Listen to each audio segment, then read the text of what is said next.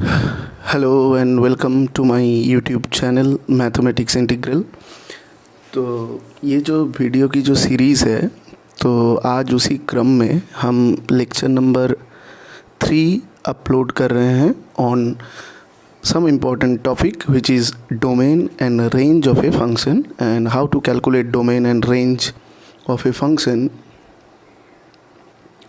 So now we solve some IIT JEE level problems on domain and range. So first of all, what is domain? Domain क्या है? Domain है input. हम जो function को देते हैं जो इनपुट, वही होता है डोमेन। मतलब फंक्शन कहाँ कहाँ डिफाइन है, वो है उसका डोमेन। सपोज़ मैं लिखता हूँ कि y is equal to x square, तो ये जो फंक्शन है which is equal to f x, इसका डोमेन क्या है? ये फंक्शन इनपुट क्या क्या ले सकता है? आप इस पे कोई भी अगर रियल नंबर इनपुट दोगे तो ये आउटपुट देगा। तो डोमेन इसका है ऑल रियल नंबर। तो डोमेन मतलब जो जो इनपुट आप फंक्शन को दे सकते हो, जिसके लिए वो आउटपुट आपको दे सकता है, वही है फंक्शन का domain. That means the function at those point where the function is defined, that is called the domain, that means input। तो एक बहुत ही इम्पोर्टेंट आइडिया है डोमेन और रेंज का। तो आइए कुछ सम्स करते हैं इस पे, डोमेन और रेंज पे। पहला प्रॉब्लम है y is equal to under root of cos sin x plus sine inverse 1 plus x square by 2x. So what is the domain of the function? Now here there is two function. First we assume that this function is fx and the second function is gx. So now see, first we find out the domain of fx, which is equal to under root cos of sin x, and the second function is gx, which is equal to sin inverse of 1 plus x square upon 2x. So first we have to calculate the domain of fx, and next we calculate the domain of gx. Now what about the domain of y? That is, suppose the domain of fx is d1 and domain of gx is d2. Now take their intersection, d1 intersection d2, that is the domain of the function y. So now our first target is find out what is the domain of fx. How to calculate the domain of the first function? Now see, now we know that any under root function is always defined, means fx is defined only when cos of sin x is greater equal to 0. Any under root function always greater equal to 0. Now here put t is equal to sin x. Now if we put t equal to sin x, that means this function t, if you take any real values as an input, output function always lie between -1 to 1. So that means if we take any real value in the place of x, this sin x gives the output from -1 to 1. So this t varies from -1 to 1. Is it clear? So if we put an input, अगर हम इसको input में all real देंगे तो sin x उसका output में क्या देगा? -1 to 1, जिसका वैल्यू है t. Now this -1, this is radian, so -1 is approximately equal to 58 degree, which is less equal to t, which is less equal to 58 degree approximately. So now this t lies between -58 degree to 58 degree. Now this is, now if you see the quadrant, this is 0 to pi by 2, means 0 to 90 degree, and this is minus pi by 2, 0 to minus pi by 2, means this t lies between in this region. So in this region this is all, and this is cos is positive in these two regions. Here all trigonometric ratios are positive, here only cos and sec are positive. So here in this region is first and fourth quadrant, so this expression becomes cos t, which is greater equal to 0. So that means if you put any real value in the place of x, this function is always defined. So domain of this function fx is from minus infinity to plus infinity, that means all real number. So d1 is equal to all real number. That is the domain of the first function.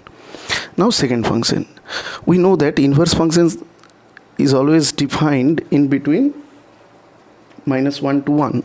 Sine inverse this, sine inverse 1 plus x square upon 2x, this is defined only when this value is lies between minus 1 to 1. So this is defined only when 1 plus x square upon 2x lies between minus 1 to 1. So now this can be written as mod of 1 plus x square upon 2x is less than equal to 1. So we know that mod of x upon y is equal to mod x upon mod y. So this can be written as mod of 1 plus x square by mod of 2x, which is less equal to 1. So this can be written as 1 plus mod x square less equal to 2 mod x, and this becomes 1 minus mod x whole square less equal to 0. So if you simplify this, we get mod x is equal to 1. Mod x is less equal to 1 basically. So this equal to x is equal to plus minus 1. So now we take the intersection of this d1, domain of the first function fx is r, and the second function is plus 1 and minus 1. Now take their intersection. This is whole defined, first function is defined on the whole real line, and this function is defined only at plus 1 and minus 1. So take their intersection, we get the domain of the above function is elementary minus 1 and 1. That is the domain of the function y. We take the common part. This function is defined for whole real number and this is defined for 1 and minus 1. So we take the intersection, that is 1 and minus 1. Now see, now next we solve another problem on domain and range, and this problem is really interesting. The second problem. Now second problem is, now see question number 2. Question number 2 is if x is equal to under root of 3 to the power x minus 1 plus 5 to the power x minus 1 plus 7 to the power x minus 1 minus 83. Now again this function is defined, because this is under root function, this function is defined only when this 3 to the power x minus 1 plus 5 to the power x minus 1 plus 7 to the power x minus 1 minus 83 is greater or equal to 0. Now how can we solve this? Now see, if we put x is equal to 3, now see, if we put 3 here, so 3 to the power 2 plus 5 to the power 2 plus 7 to the power 2. So 3 to the power 2 means 9, 25, and this is 49. So when x is equal to 3,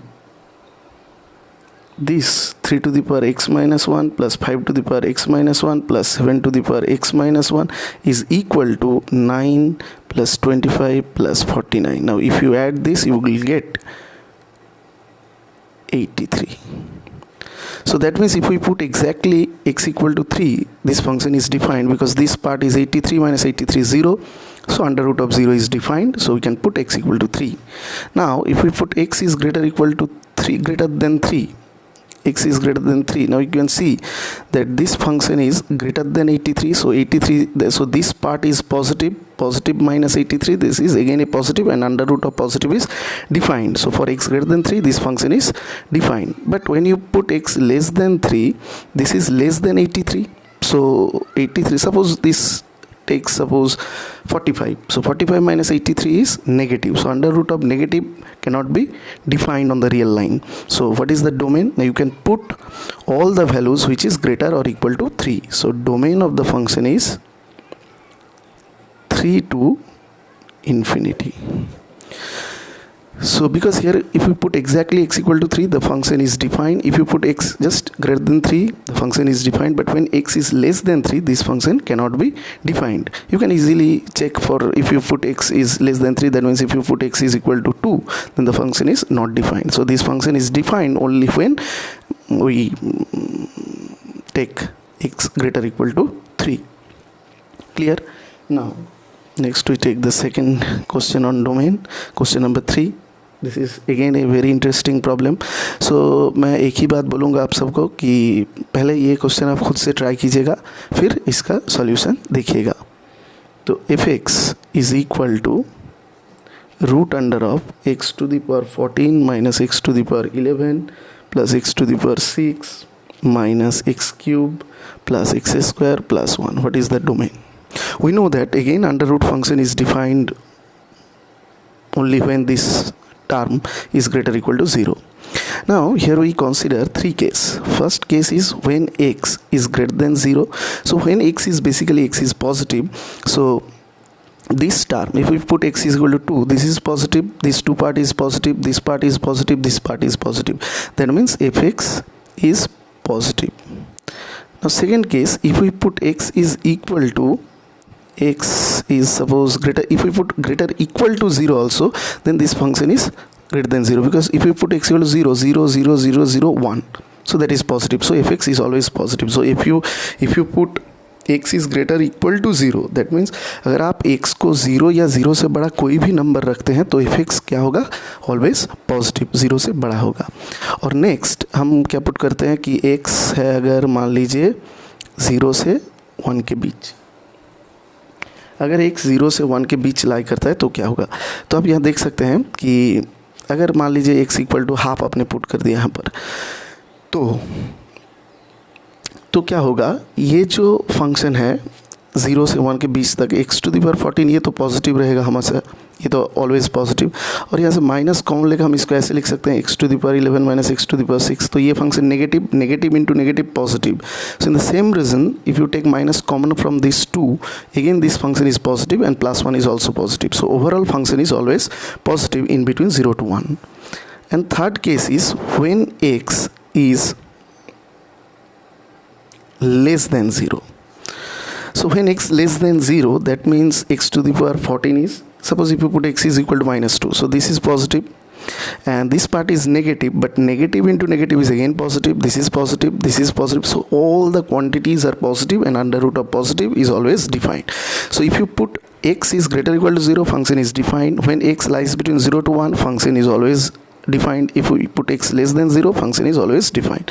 सो यहाँ पर आपको क्या करना होगा? तीनों case consider करना होगा. अगर x 0 से बड़ा है, x 0 से 1 के बीच में है और एक 0 से छोटा है, हर एक केस में क्या हो रहा है? फंक्शन डिफाइन हो रहा है.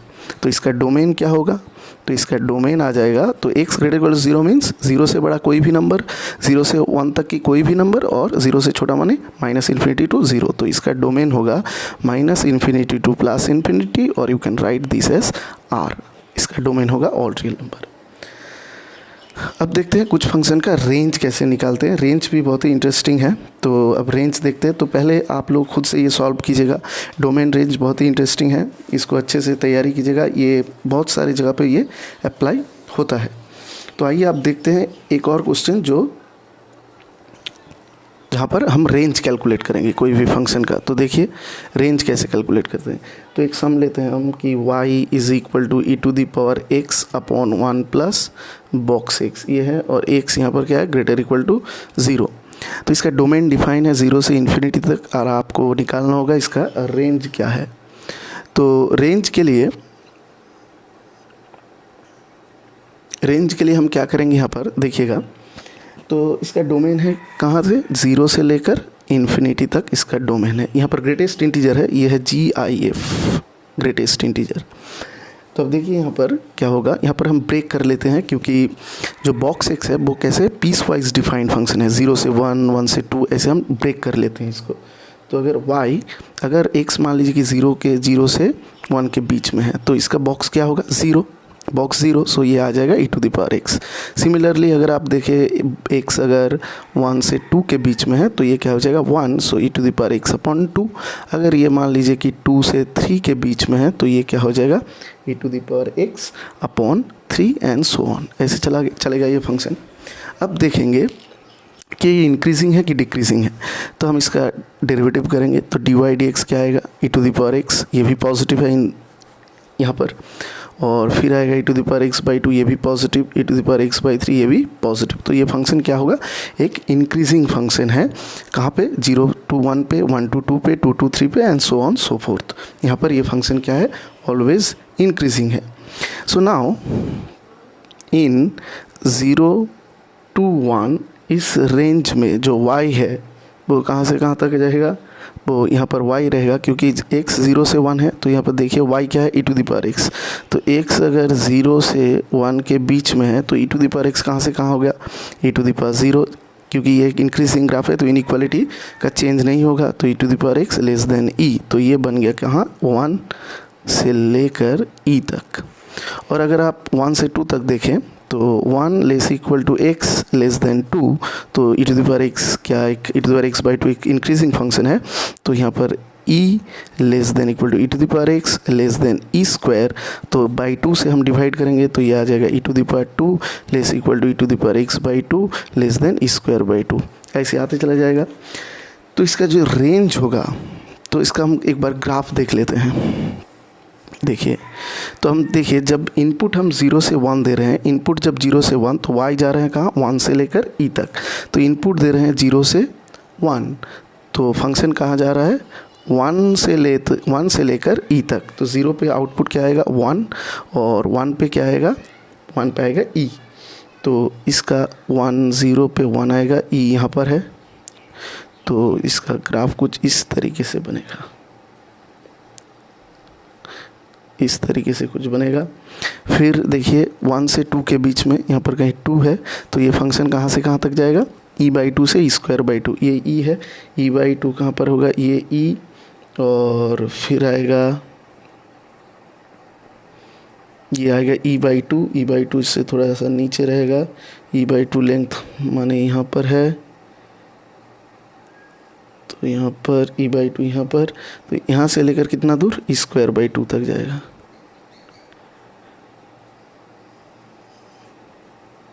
ये है e²/2। फिर ऐसे ही ये ग्राफ बनता चला जाएगा। तो इसका रेंज अब क्या आ रहा है, रेंज आ रहा है, तो देखिए y एक्सिस पे जो पॉइंट है वही होता है फंक्शन का रेंज। तो आप देखिए यहाँ 1 से हम क्या कर रहे हैं, ग्राफ को देख सकते हैं, तो इसका रेंज क्या हो गया 1 से लेकर इन्फिनिटी तक, तो रेंज ऑफ द फंक्शन आ गया 1 से इन्फिनिटी, ये हो गया इसका रेंज। 1 से लेकर इन्फिनिटी तक ये रेंज हो गया। तो और एक सवाल करते हैं रेंज से रिलेटेड, और एक IIT JEE में आया हुआ एक सम सॉल्व करते हैं। तो हम सॉल्व करते हैं ये क्वेश्चन, इस पेज पे कर लेते हैं।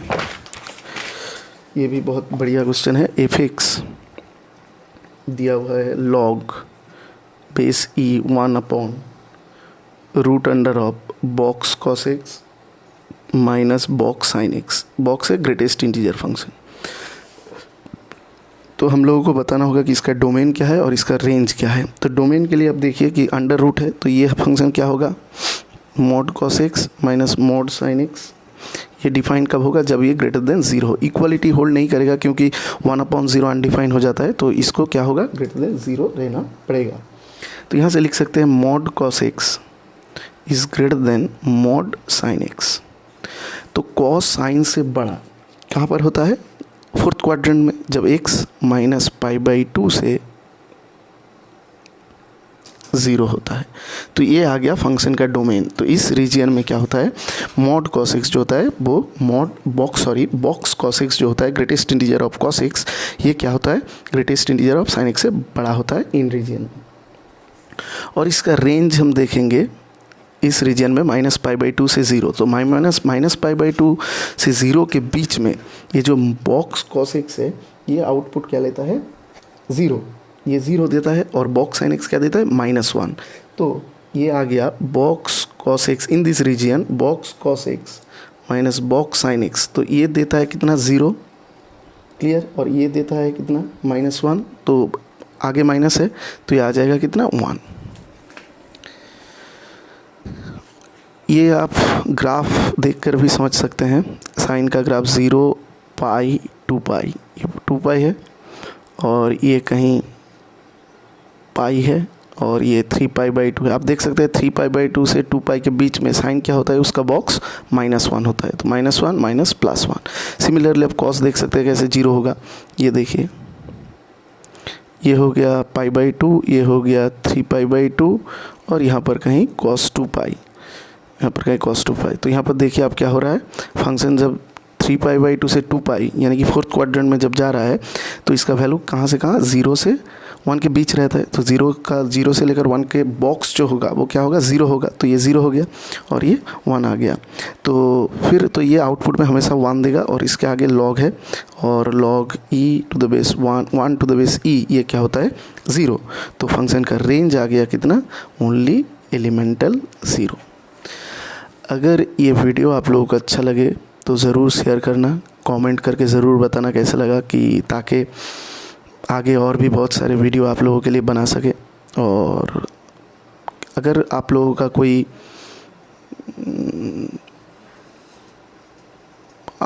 कोई एक्स्ट्रा कुछ चाहते हैं, अगर किसी चैप्टर से रिलेटेड, मान लीजिए कि आप यूनिवर्स से चाहते हैं, IIT JEE लेवल प्रॉब्लम चाहते हैं या बोर्ड लेवल प्रॉब्लम चाहते हैं, और या आप शॉर्ट नोट्स चाहते हैं, आप कुछ भी चाहते हैं, कमेंट करके ज़रूर बताइएगा ये वीडियो कैसा लगा। अगर अच्छा लगा तो ज़रूर बताइएगा, मुझको भी अच्छा लगेगा। और आज के लिए इतना ही, और नेक्स्ट वीडियो में हम डिस्कस करेंगे ऐसे ही कुछ interesting problems on inverse trigo. तो आज के लिए इतना ही, और सब्सक्राइब ज़रूर करना चैनल को, लाइक ज़रूर करना, तभी मोटिवेट हम भी होंगे अच्छे अच्छे वीडियो बनाने के लिए। Okay, so thank you.